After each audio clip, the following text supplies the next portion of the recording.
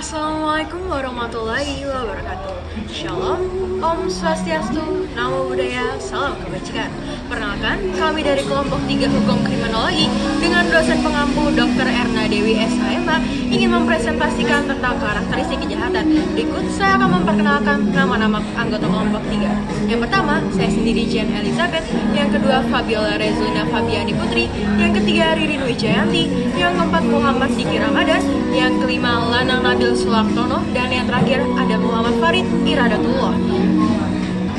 Berikut materi pertama yang akan disampaikan oleh saudari Fabiola Rezulina Fabiani Putri. Definisi kejahatan dan penjahat.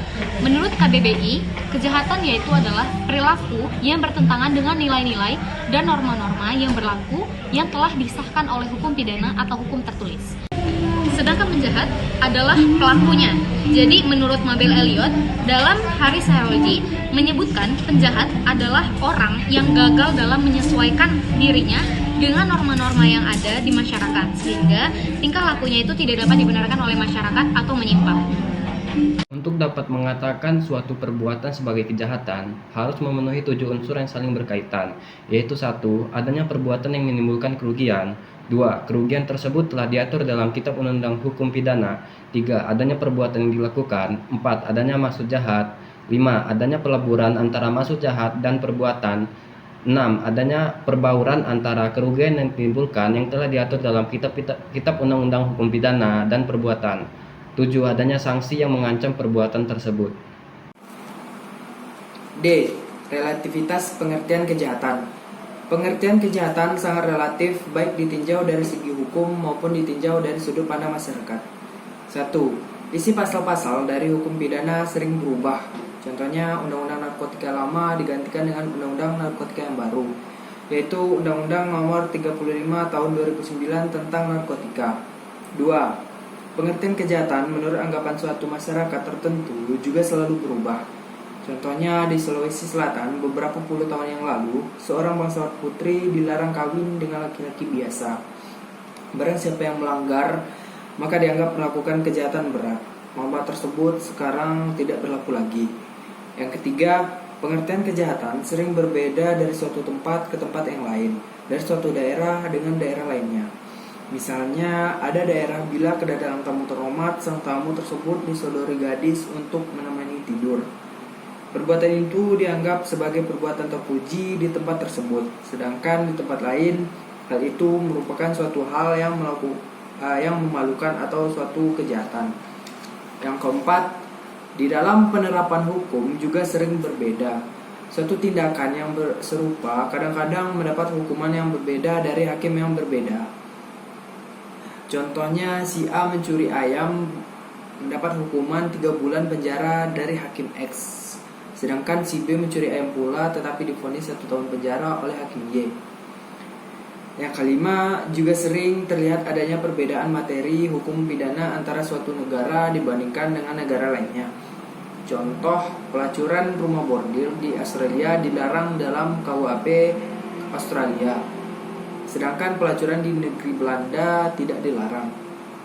Kitab Undang-Undang Hukum Pidana telah membedakan antara perbuatan-perbuatan yang tergolong kejahatan dan perbuatan yang tergolong pelanggaran. Adapun perbedaan keduanya sebagaimana dikemukakan oleh Gerson W. Bengawan, bahwa perbedaan antara kejahatan dan pelanggaran sebagaimana ditegaskan dalam memori Van Twellichting adalah perbedaan antara delik hukum dan delik undang-undang. Sehubungan dengan hal ini, Utrecht menegaskan bahwa kejahatan adalah perbuatan karena sifatnya bertentangan dengan ketertiban hukum. Sedangkan pelanggaran adalah perbuatan yang oleh undang-undang dicap sebagai suatu perbuatan yang bertentangan dengan ketertiban hukum.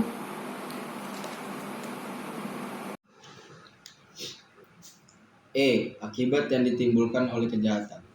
Hakikat kejahatan adalah merugikan kepada semua pihak yang menjadi korbannya dan termasuk pelakunya.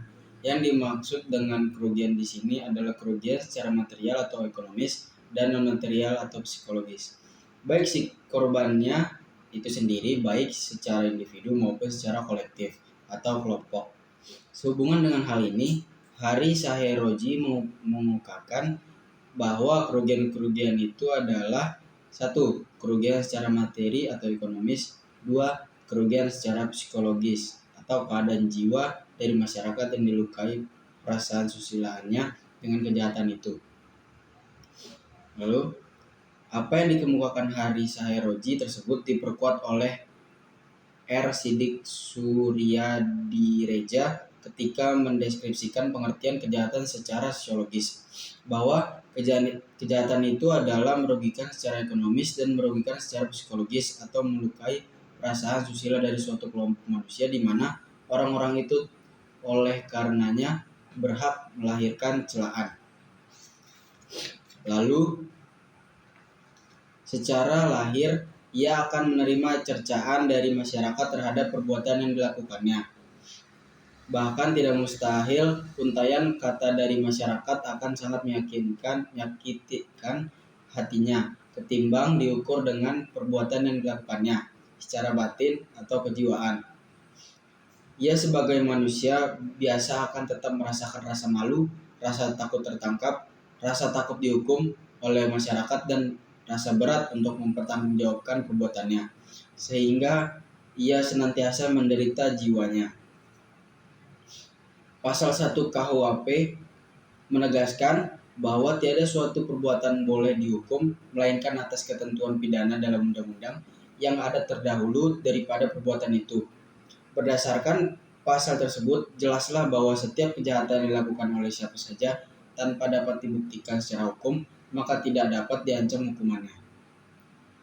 Lalu, mencermati uraian tersebut, dapat dikemukakan bahwa perbuatan jahat atau kejahatan itu ternyata mengandung unsur merugikan, menjengkelkan, dan tak patut dibiarkan merajalela. Dilihat dari segi kejahatannya itu sendiri, ada yang patut dihukum dan ada yang tidak patut dihukum. Hal ini tergantung bagaimana perbuatan jahat itu dilakukan. Sekian penjelasan hukum kriminologi dari kelompok 3. Jika kita ada salah, kita mohon maaf. Dengan Allah kita mohon ampun. Kita ucapkan wassalamualaikum warahmatullahi wabarakatuh.